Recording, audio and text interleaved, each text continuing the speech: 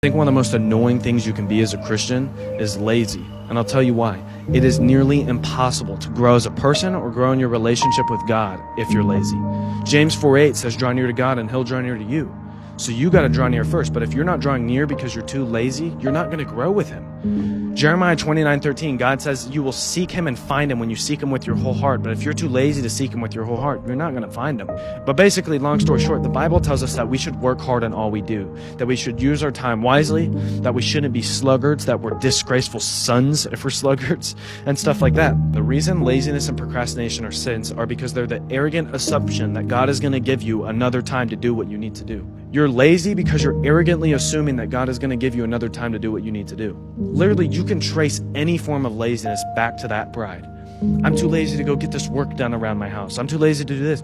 You're lazy because you're pridefully assuming God's going to give you more time to do what you need to do. The Bible makes it very clear that tomorrow is never promised. James says in the book of James that every good and perfect gift comes from above. He also says in James 4 to not boast about tomorrow and say, tomorrow we will go do this and this, but to rather say, if the Lord wills, we will go do this and this and this. So I think we must remember when it comes to laziness that tomorrow is never promised.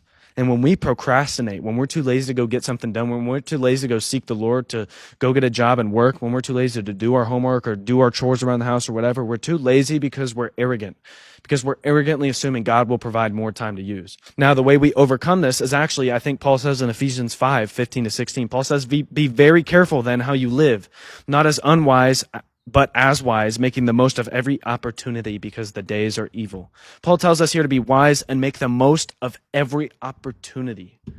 I think that's how we live as Christians. I think that's how we stop being lazy. We make the most of every opportunity every day. God gives you 24 hours a day to do what you need to do.